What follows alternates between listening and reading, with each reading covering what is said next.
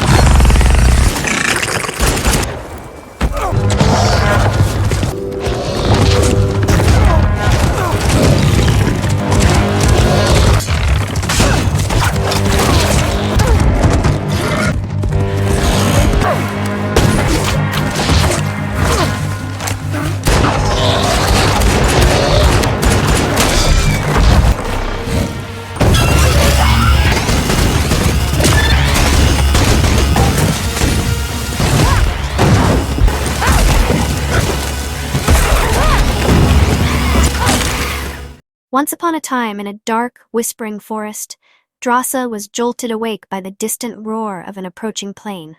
She grabbed her weapon without a second thought, and as soon as a man stepped off the craft, a single shot silenced him forever.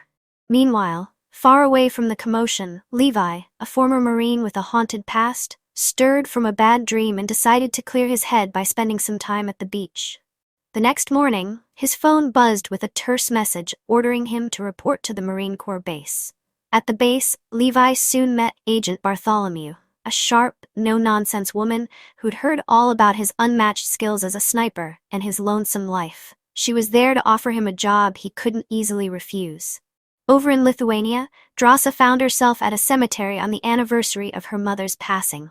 Her father, his voice heavy with sorrow and resignation, revealed that his cancer had advanced too far.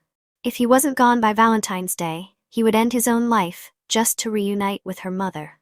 When September arrived, Levi awoke on a plane from an anesthesia-induced sleep. A nearby soldier, tight-lipped and bound by orders, told him only that they were nearing a no-fly zone. Stripped of his personal belongings and left with just an assigned bag, Levi had no choice but to jump and face a long, grueling journey on foot. Trusting his training, he leapt, timed his parachute perfectly, and landed safely to begin days of climbing, trekking, and camping. After many hard miles, Levi reached the edge of a vast, intimidating gorge. There he met Soldier JD, a man who'd been stranded in this bizarre place for a whole year, still clueless about its secrets. Together they made their way to the West Tower, a self-sufficient stronghold powered by solar panels, backed up by a generator, fed by rainwater, and surrounded by a vegetable garden and wild game. Across the chasm lay the East Tower, a place strictly off-limits, while the gorge itself was rigged with landmines and barriers that made crossing impossible. JD explained Levi's daily grind, patrolling the western rim, restocking ammo and automatic turrets every 600 meters, and checking on the containment fences, hanging mines and cloakers, odd gadgets that fooled satellites into ignoring the deadly gorge. Every 30 days, a radio check came through, though it offered little more than a curt, all clear, before hanging up. In case of trouble, there was a panic button that triggered the mysterious stray dog protocol, a warning that left JD urging Levi to run if it ever went off. He even recalled a wild tale from the late 1940s, when 3 battalions on horseback were sent in to clean out the gorge and never returned, leaving the military to simply contain whatever lurked in its shadows. Not long after, JD set off on a hike to the pickup point. When a helicopter arrived and a soldier demanded his password, JD answered, and in a heartbeat, the soldier shot him in the head, dropping his lifeless body into the mountains. A month later, Levi had grown accustomed to the tedious routine of patrolling, fixing security systems, and checking in with a radio voice that barely cared. While working in the garden one day, he spotted movement in the opposite tower. Peering through his binoculars, he saw Drasa chopping wood. Their eyes met, but she pretended not to notice. One stormy night, Levi was jarred awake by a nightmare that shattered a glass. Convinced he was under attack, he grabbed his gun until a sharp pain in his foot told him he'd merely stepped on broken glass.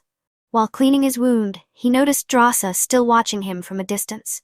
though she soon drifted off to sleep once she realized he was staring back. Another month passed, and Drasa found herself forced to celebrate her birthday alone. Bored and longing for connection, she fired a shot into the night to get Levi's attention and even held up a sign asking for his name. Levi replied that they weren't supposed to talk, but Drasa cheekily sent back her name along with a promise that on her birthday, she'd do as she pleased. Amused, Levi texted his own name and raised an imaginary glass in a quiet toast.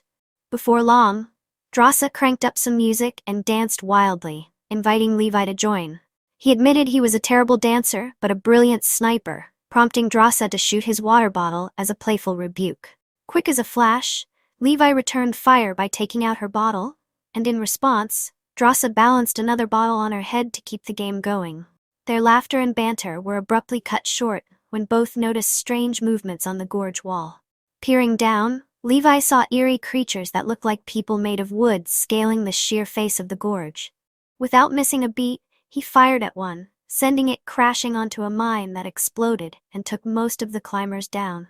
With a few stubborn creatures still climbing, Levi kept shooting while Drasa provided cover with her machine gun. In mere minutes, they cleared the threat, until one creature reached Drasa's balcony. She shot it several times and kicked it away. But soon more monsters began scaling the wall on her side, forcing them to fight side by side again. Another stray creature triggered another mine, and a flying piece of metal grazed Drasa's shoulder. With enemies attacking from both sides, the duo unleashed their weapons and set off backup mines until every last creature was silenced. In the morning, Drasa tended to her wounds and grinned, telling Levi it had been her best birthday ever. Meanwhile, Levi repaired the damage and replaced the mines, just as a drone buzzed out of the gorge and disappeared into the distance. By December, Levi had found a little joy in the monotony. He decorated a forest tree with lights to mimic a Christmas tree and even hung a sign for Drasa. From that day forward, the two began to share small moments of happiness, building snowmen with their names, playing chess, and even drumming on old pots. Then, on Valentine's Day, Levi caught sight of Drasa sobbing in front of a family photo. When he asked why she hadn't gone on patrol, she admitted she'd had a rough day and wished he were there to comfort her. Determined to brighten her mood, Levi cobbled together a contraption from every tool he could find in the armory and launched a rocket across the gorge. The rocket snagged on a tree and set off a small fire. Drasa raced over to put out the flames and noticed a rope tied to the rocket. She secured it to the tree and hurried back to the tower, just in time to see Levi inviting her to dinner. Levi then slid down the rope across the gorge, but got stuck halfway. Luckily, his gloves allowed him to grip the rope and keep moving until he finally reached Drasa's tower, flowers in hand. She teased him about reeking after all that exercise, and he laughed, agreeing to take a shower. While he washed up, Drasa swapped his uniform for nicer clothes from an old tenant. At dinner, they talked about their lives as mercenaries and how their line of work could twist a person's mind. The evening ended with a slow dance that soon grew intimate. The next morning, as Levi began his return slide on the rope, the dreaded hollow men appeared on his wall. One of them triggered a mine, and a massive explosion snapped the rope. Levi fell, but managed to deploy his parachute in time while Drasa dashed to grab a weapon and her own chute. She jumped into the gorge and, after a long fall, splashed into a river.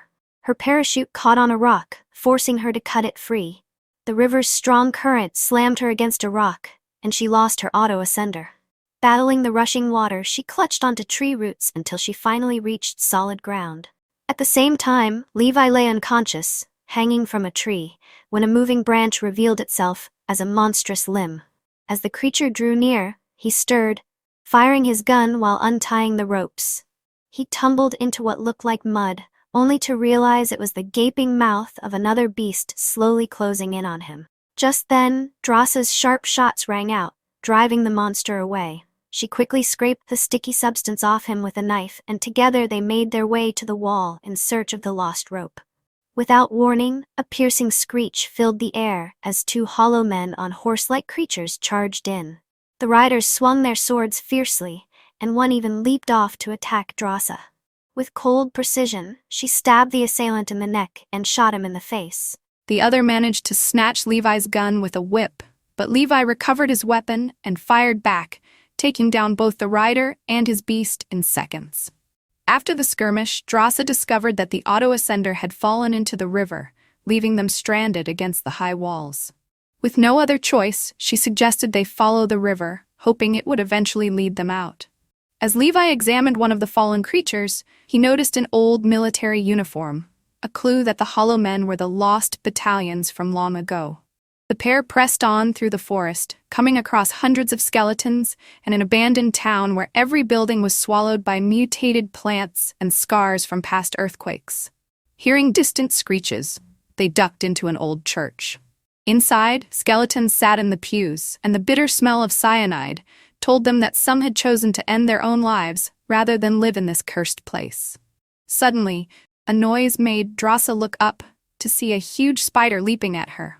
She shoved it away and fell to the ground, only to face another spider. As she stabbed one, two more attacked Levi, who quickly shot them off. Soon, a swarm of spiders surrounded them, and both fought hard to eliminate the threat. When Drasa's bullets ran low, Levi pulled her into cover while she reloaded. They rushed for the door, but then more Hollow Men burst in. Now they had to split their fire between the relentless spiders and the human-like attackers. Drasa pounded a creature's head onto a table and flung it aside, drawing a swarm of spiders onto the carcass, while Levi fought off close-range foes. In a bold move, Drasa lobbed a grenade at the back wall, blasting a huge hole that let them escape. They raced through the forest, the creature's screeches echoing behind them until they reached a high wall. Finding an old door hidden in the undergrowth, they slipped inside and discovered a long-forgotten facility.